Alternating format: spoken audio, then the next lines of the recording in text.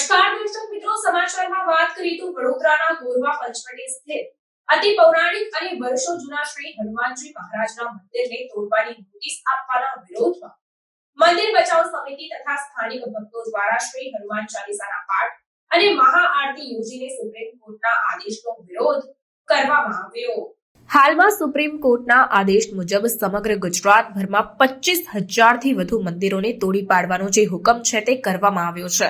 ત્યારે આ સંદર્ભે વડોદરા શહેરના ગોરવા પંચવટી સ્થિત શ્રી કષ્ટભંજન દેવ હનુમાનજી મહારાજનું મંદિર, જે પૌરાણિક અને અતિ પ્રાચીન મંદિર છે, તેને પણ નોટિસ આપવામાં આવી છે।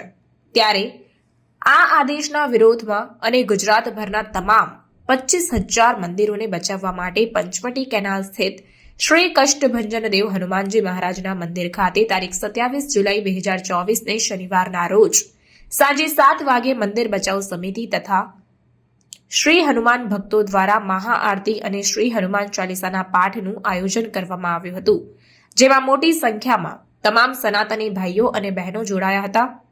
સાથે સાથે મહાઆરતી અને શ્રી હનુમાન ચાલીસાના પાઠ કરી સુપ્રીમ કોર્ટના આદેશનો વિરોધ કરવામાં આવ્યો હતો। વધુમાં મંદિર નહીં તોડવા માટેની જે માંગણી છે તે પણ ભક્તો દ્વારા કરવામાં આવી। આપને જણાવી દઉં કે તમામ સનાતની ભાઈઓ તથા બહેનો દ્વારા ખૂબ જ શાંતિપૂર્વક રીતે મહાઆરતી અને શ્રી હનુમાન ચાલીસાના પાઠ યોજીને આ આદેશનો વિરોધ કરવામાં આવ્યો હતો। અને વધુમાં તમામ ભક્તોની એક જ લાગણી છે કે આ મંદિર નહીં તોડવામાં આવે, કારણ કે આ મંદિર જે છે તે તમામ હિન્દુઓની આસ્થાનું કેન્દ્રબિંદુ માનવામાં આવે છે। ત્યારે આ મંદિર નહીં તોડવા માટેની માંગણી પણ કરવામાં આવી છે। ગોરવા પંચવટી વિસ્તારમાં હનુમાનજીનું મંદિર આવેલું છે અને આ મંદિર અંદાજિત 35 થી 40 વર્ષ જૂનું મંદિર છે અને વર્ષોથી આમાં મંદિરની સેવા કરીએ છીએ અને જ્યારે અમે નાના હતા 4 વર્ષના ત્યારે અમે આ મંદિરની સેવા કરીએ છીએ અને સરકાર પાસે અમારી માંગ છે કે આ મંદિર કદી બી ના તોડે અને ભાવિક ભક્તોની લાગણી ના તોડે। ગોરવા પંચવટી વિસ્તારમાં કષ્ટભંજન દેવ હનુમાનજીનું મંદિર આવેલું છે। ત્યાં 10 એક દિવસ પહેલા નોટિસ લગાવવામાં આવી હતી કે આ કોર્પોરેશનનું દબાણ છે, રોડ પર છે, તો એની જાણ અમે કોર્પોરેશન ઓફિસમાં કરી છે। કેવું રોકડા સરને હવે તેમને આશ્વાસન આપ્યું છે અમને કે મંદિર નહીં તૂટે। એમને આ ઉપલા અધિકારી જે નોટિસ મોકલી તેમને ફોન કર્યો છે।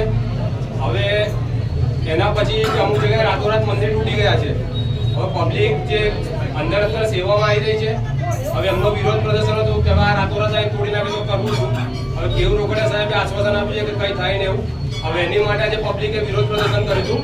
ગોરવા પંચવટી હનુમાનજી મંદિર છે અને વર્ષો જૂનું મંદિર છે અને કોઈને અડચણરૂપ ને લાખો શ્રદ્ધાળુ જો કે આવી રહ્યા છે।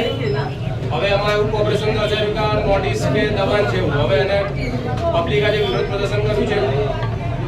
આજે શું કાર્યક્રમ હતો અને સરકાર પાસે કેવી માંગણી છે? સરકાર જોડે એવી માંગણી છે કે હવે આ સરકાર, ગુજરાત સરકાર, કે આ ખોટો નિર્ણય છે। અત્યારે તમે જે વાત કર્યા છો વિશ્વ હિન્દુ રાષ્ટ્રની, તો આ શક્ય નહીં કે અમે આટલા બધા મંદિર તોડવા, 25,000 મંદિર તોડવા, એ શક્ય નહીં ને। સરકારને હવે એવી અપીલ છે કે સાહેબ આ કાયદાને તમે રદ કરો, આ ખોટું છે। આવો કાયદાથી હિન્દુ રાષ્ટ્ર નહીં થઈ શકે અને આ જૂનામાં જૂનું મંદિર છે। અમે નવા મંદિર તોડતા વસ્તુ અલગ છે સાહેબ, આ જૂનું મંદિર છે અને રોડથી દૂર મંદિર છે, કોઈ છે ને અત્યાર સુધી નહીં નડતર થતો। 35 વર્ષ જૂનું મંદિરને કેટલા શ્રદ્ધાળુ આવી રહ્યા છે।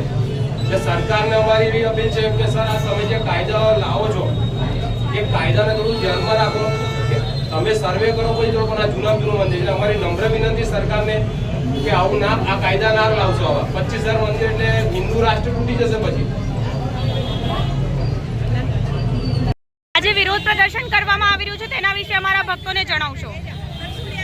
સુપ્રીમ કોર્ટના આદેશ અનુસાર સમગ્ર ગુજરાતના 25,000 થી વધુ મંદિરોએ નોટિસ આપવામાં આવી છે। તેના અનુસંધાનમાં ગોરવા પંચવટી કેલાસી શ્રી હનુમાનજીનું મંદિર છે, કષ્ટભંજન હનુમાનજીનું મંદિર છે, તેને પણ નોટિસ આપવામાં આવી છે। અને આપણા વિસ્તારના ધારાસભ્ય શ્રી કેયુરભાઈ રોકડિયાના કહેવા અનુસાર આ મંદિરને નહીં તોડાય એવી સાંત્વના આપી છે, પરંતુ અમે તેના વિરોધમાં, સુપ્રીમ કોર્ટના આદેશના વિરોધમાં મંદિર બચાવવા માટે અમે લોકોએ આજ રોજ શનિવારે સાંજે 7 વાગે મંદિર ખાતે આપણે હનુમાન ચાલીસા અને મહાઆરતીનું આયોજન કરેલું હતું અને તેમાં અમને સમગ્ર વિસ્તારના રામ ભક્તો અને હનુમાન ભક્તોનો ખૂબ સારો પ્રતિસાદ મળ્યો છે. બસ આટલું. સરકાર પાસેથી શું માંગણી છે તમારી? મંદિર ના તોડે બેન, સીધું સીધું મંદિર બચાવો મંદિર બચાવો.